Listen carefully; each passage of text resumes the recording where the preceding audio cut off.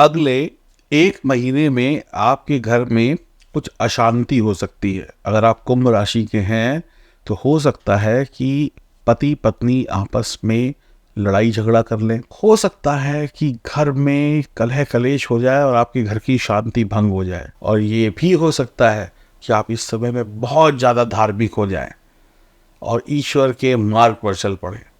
मेरा नाम है एस्ट्रोलॉजर सचिन पंडित। कुछ भी हो सकता है अगले 1 महीने में। यहाँ पर स्थिति बनी हुई है आर या पार की। क्यों? कारण मैं बता रहा हूँ। कारण जानने से पहले आप अगर मेरे चैनल पर नए हैं तो चैनल को सब्सक्राइब कर लीजिए, बेल आइकन के बटन को दबाइए, और पुराने हैं तो आपका बहुत बहुत स्वागत। और अपनी राय कमेंट बॉक्स में ज़रूर लिखिएगा।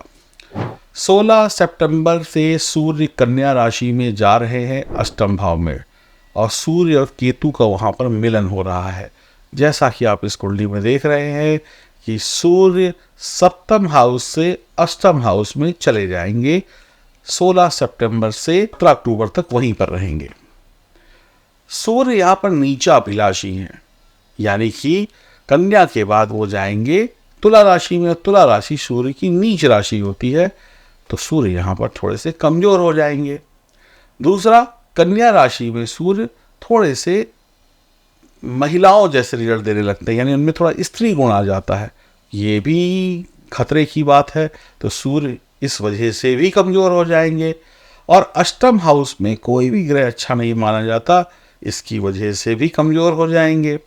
लेकिन हमारा शास्त्र कहता है कि अष्टम हाउस में सूर्य को अष्टमेश का दोष नहीं लगता। ऐसा सब नहीं, कुछ ज्योतिष के विद्वान ऋषि मुनिगण कहते हैं, लेकिन मेरा मानना है कुछ ना कुछ दोष तो लगता ही है। अब केतु जो है पहले से अष्टम भाव में है, उनके साथ सूर्य आ जाएंगे। दोनों ही आपस में परम शत्रु हैं कि केतु जो है सूर्य को ग्रहण लगा देते हैं। अब केतु जो है वो धर्म का ग्रह है। अब आपकी इच्छा पहले भी जागृत थी, लेकिन अब और ज्यादा जागृत हो जाएगी धर्म को जानने की, यानी जो रहस्य है उनको जानने की। ईश्वर के को प्राप्त करने का रास्ता आप खोजने लगेंगे, भक्ति भाव में जुड़ जाएंगे। वैज्ञानिक हैं तो कुछ खोज कर ले आएंगे, साइंटिस्ट हैं तो कोई खोज कर ले आएंगे, पुलिस ऑफिसर हैं तो कोई सबूत नहीं मिल रहा था वो ले आएंगे, जासूस हैं तो आपकी जासूसी चल पड़ेगी, सीबीआई सीआईडी में है तो इनका काम क्या है, सबूत खोजना, तो आप कुछ ना कुछ खोज कर ले आएंगे। अब ज़मीन की गहराइयों में जो राज दफन है उसको खोजने की क्षमता आपके अंदर आ जाएगी। आप उसको खोजने का रास्ता ढूंढेंगे। आप ज्योतिष, वास्तु, हमारा इतिहास, इन सब के बारे में थोड़ा सा ज़्यादा जानने की कोशिश करेंगे। ये अच्छी बात है। आप इस समय में हो सकता है कोई ज्योतिष का कोर्स ज्वाइन कर लें, ज्योतिष पढ़ने लगें। आप इस समय में हो सकता है कुछ किताबें ज्योतिष की पढ़ने लगे, या कुछ वीडियोस ज़्यादा देखने लगे, या ईश्वर की भक्ति ज़्यादा करने लगे।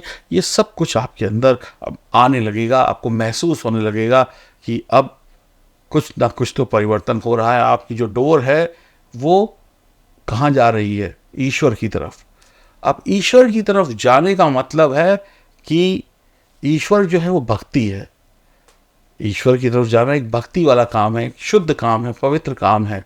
और वैवाहिक जीवन में जो रोमांटिक सुख है वो इसके बिल्कुल विपरीत है ना? तो उसमें ग्रहण लगेगा।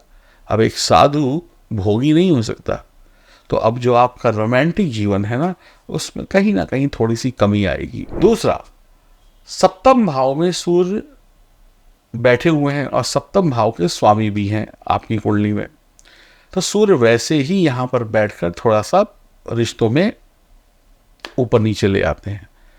अब अष्टम में चले जाएंगे तो अष्टम भाव जो है वैसे ही गृहस्थ की किल्ली है, यानी कि अब गृहस्थ जो है, यानी आपका जो प्रेम संबंध है या आपका जो वैवाहिक जीवन है वहाँ पर टेंशन होगी। अब आप पत्नी कहे कि चलो पिक्चर देखने चलते हैं, कोई रोमांटिक पिक्चर, और आप कहे चलो मंदिर चलते हैं, या इसके विपरीत भी हो सकता है। तो आप क्या कहेंगे?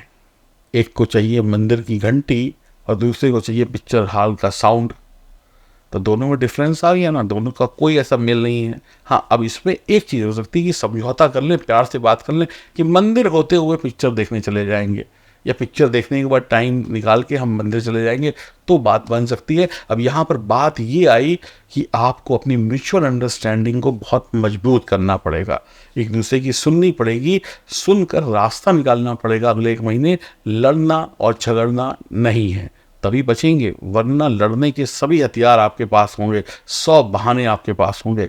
आप कभी भी लड़ सकते हैं, आप कभी भी फाइट कर सकते हैं। इस बात का विशेष ध्यान रखिएगा। इस समय में जो वैज्ञानिक हैं उनके लिए अच्छा है, जो शोध करते हैं उनके लिए अच्छा है। सूर्य को अष्टमेश का दोष नहीं लगता, लेकिन हम उसको 100% इस दोष से मुक्त भी नहीं मान सकते। इस समय में आप ज्योतिष, वास्तु, जीवन मृत्यु, ईश्वर की संरचना, जादू टोना, इन सब चीज़ों के बारे में विचार करेंगे। इस सब चीज़ों के बारे में आपका दिल उस तरफ जाएगा। सूर्य आपको मुसीबतों से तो यहाँ पर बाहर निकालेंगे, तनाव और डिप्रेशन से आपको मुक्ति भी दिलाएंगे। यहाँ पर सूर्य जो है बस जो करेंगे वो यही करेंगे, केतु के साथ मिलकर आपके रिश्तों में या आपकी व्यापारिक पार्टनरशिप में ग्रहण लगा सकते हैं। पत्नी के सुख में या पति के सुख में आपको कमी देखने को मिल सकती है।